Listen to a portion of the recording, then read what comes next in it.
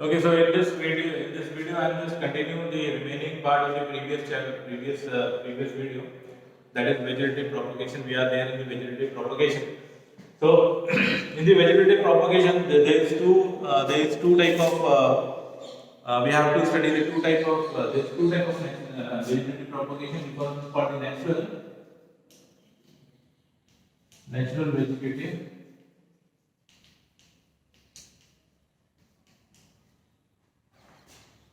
Natural vegetative propagation, and the second one is artificial artificial vegetative propagation. So the two type of vegetative propagations are there. The first is called the natural vegetative propagation, and the second is called and the second is called the artificial vegetative propagation. So these two type of propagation we have to study. Now in the natural vegetative propagation,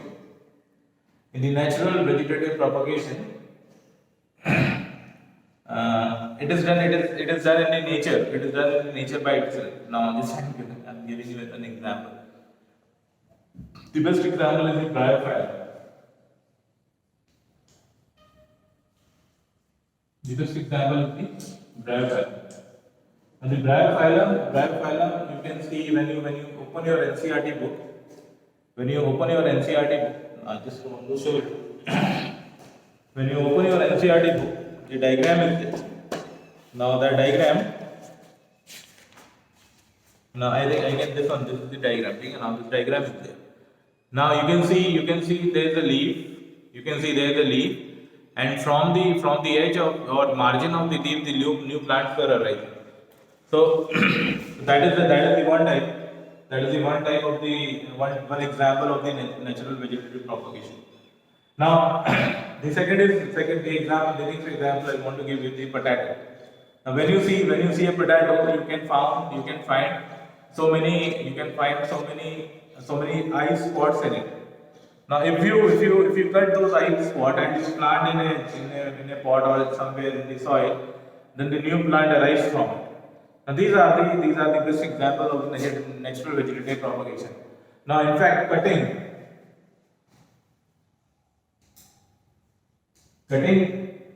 cutting is also an best example of the natural vegetative propagation.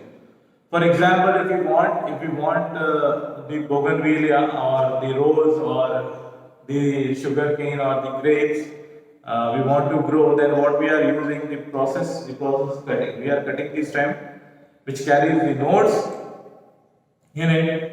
Nodes are the you can say nodes are the structures which are found in between the internodes, and from the nodes the new growth will arises in the plants में जो नई growth आती है वो node से हमें दिखाई देती है, नई पत्तियां नई डंडी जो उगती है वो नोड से हमें दिखाई देती है. तो वहाँ वो जो नोड्स कैरी किया हुआ स्टेम जो है वो हमें काटना है और उसको अपने अपने घरों में या गमलों में या आसपास जो है वो लगाना है.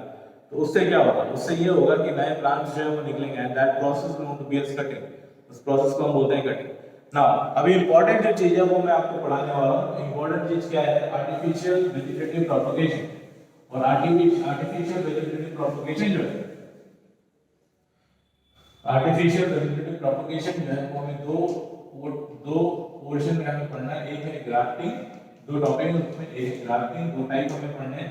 हमारे सीबीएसई बुक में ये ग्राफ्टिंग और ये लेके नहीं रखा हुआ है, but sometime it is asked in the examination because it is the part of the vegetative propagation. So grafting and layering. So grafting and layering, these two type of artificial vegetative propagation we have to see. Now what happens in the grafting? अभी grafting में क्या करते हैं? Grafting में क्या करते हैं कि एक पौधे का एक प्लांट का रूट का पोर्शन और दूसरे प्लांट के शूट का पोर्शन जो है वो हम लेते हैं. या फिर फॉर एग्जांपल लेट अस से एक प्लांट है, इस प्लांट का जो है रूट का पोर्शन और दूसरे प्लांट का जो है शूट का पोर्शन. ठीक है, जिस प्लांट को हमें प्लांट चाहिए, जिसको हम उगाना चाह रहे हैं, उस प्लांट का हम शूट का पोर्शन लेते हैं और इस रूट के पोर्शन को लेते हैं और इसको क्या करते हैं हम आगे टायर करते हैं. पॉलीथीन से या स्टिक से बांध देते हैं।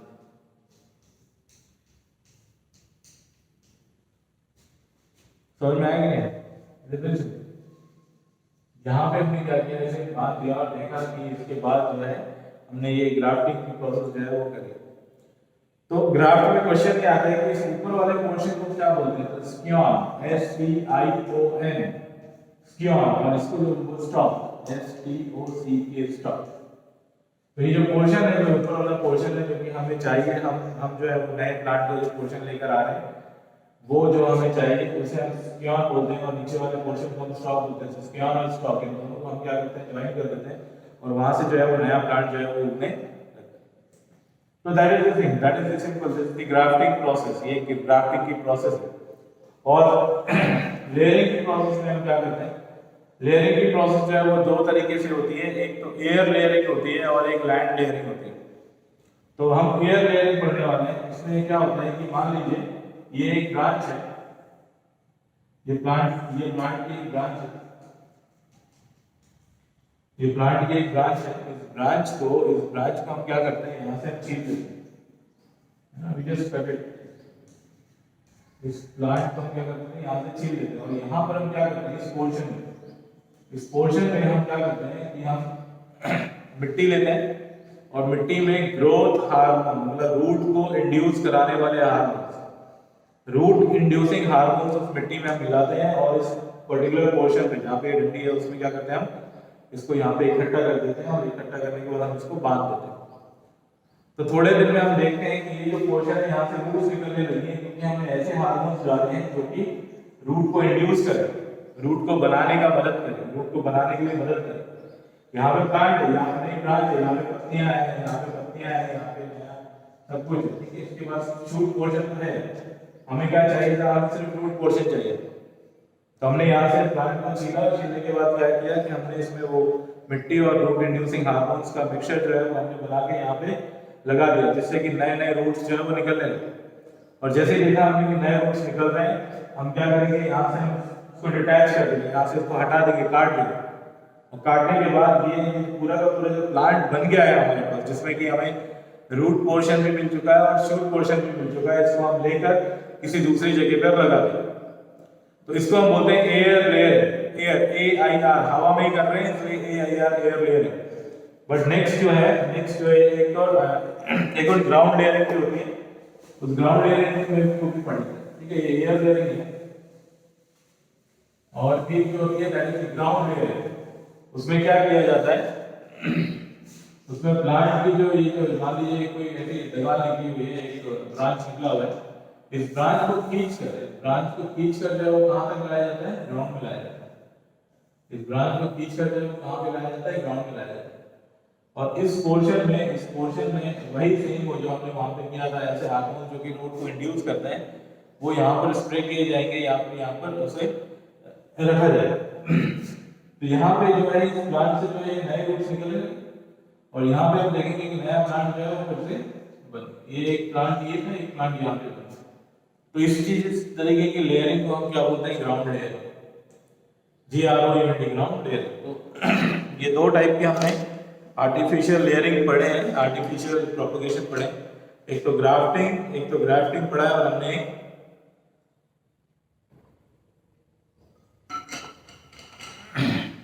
एक ग्राफ्टिंग पढ़ा है और एक हमने लेयरिंग पढ़ा। Is it clear?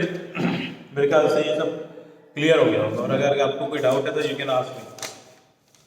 ना ग्राफ्टिंग के फायदे मैंने वेजिटेटिव प्रोपगेशन के फायदे जो है क्यों किया जाता है, ये मैंने आपको इससे पहले वाली वीडियो में बताया था, ठीक है। चलिए अब जो है वो हम एक और इम्पोर्टेंट चीज के बारे में बात करते हैं, जिसे हम बोलते हैं spore formation. And this spore formation is there in page number 132 in your NCERT book.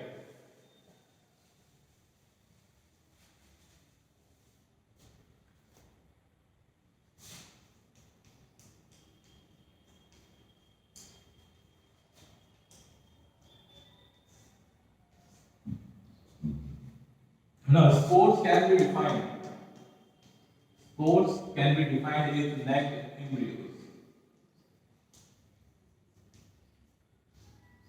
Spores can be defined as naked embryo, ये स्पोर्स जो है ये नेक्ड एम्ब्रियोज कहलाते हैं। तो ऐसे प्लांट्स जो कि सीड प्रोड्यूस नहीं कर पा रहे, ऐसे लोअर प्लांट्स जो कि सीड प्रोड्यूस नहीं कर पाते, फॉर एग्जांपल हमने 9th क्लास में जब पढ़ा था तो हमने देखा था कि थैलोफाइटा, ब्रायोफाइटा, टेट्रोफाइटा, जिम्नोस्पर्म और एंजियोस्पर्म, ये 5 जो है डिवीजन है प्लांट किंगडम के। तो इनमें से जो लोअर प्लांट्स हैं ये कई बार क्या करते हैं कि they are not able to produce the seeds. तो अपने रिप्रोडक्शन प्रोसेस करने के लिए ये प्रोड्यूस करते हैं spores. And spores we can classify this, or we can not classify actually. We can say that this classification of spores you can come in 11th and we'll study that. But the spores are the naked embryo. That means these spores within themselves can able to develop into a new individual or a new plant like that. तो यहाँ पर हमें देखना है कि ये spores जो है ये कैसे हैं और ये स्पोर्ट्स का टॉपिक जो है वो हमारी बुक में कितना देखेगा।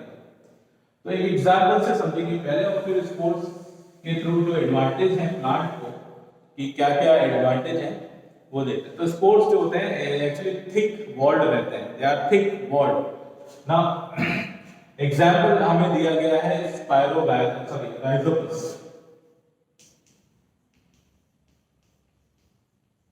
राइजोपस फंजाई, ये राइजोपस जो है ये फंजाई है जिसे हम ब्रेड मॉड भी बोलते हैं। ब्रेड मॉड, ब्रेड खाने वाला जो ब्रेड होता है, ठीक है, तो ब्रेड मॉड इसका दूसरा नाम है, कॉमन नेम है ब्रेड मॉड। मतलब हमें जो है जब कई ब्रेड को अगर हम ऐसे ही रख दें थोड़े दिन के लिए मॉइस्ट कंडीशन में तो ब्रेड के ऊपर फंगस उगने लगती है, and that fungus is known to be as Rhizopus. That fungus is known to be as rhizopus. Now, तो होता क्या है अभी मैं बताता हूँ आपको। rhizopus का थोड़ा सा स्ट्रक्चर बताता हूँ एंड थोड़ा सा और हम डिटेल में चलते हैं। तो जब rhizopus को माइक्रोस्कोप में देखते हैं तो आपको ऐसे बहुत सारे फिलामेंट ऐसे नजर आते हैं। जब rhizopus को आप एक माइक्रोस्कोप में देखते हैं तो ऐसे बहुत सारे फिलामेंट आपको नजर आते हैं और इन फिलामेंट्स को हम बोलते हैं हाइफा और hyphae. These filaments are known to be as hyphae. In hyphae or hyphae filaments होते हैं। Collectively these filaments are called mycelium.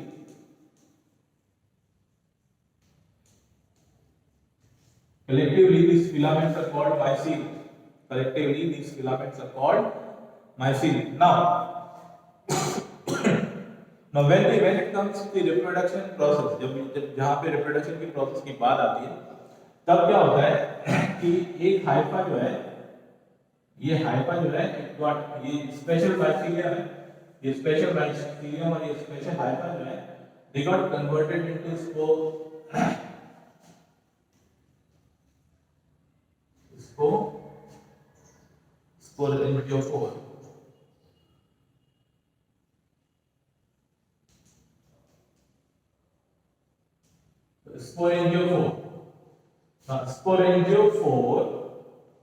Sporangiophore are the special mycelium or the special hypha which carries the sporangium. Now these sporangiums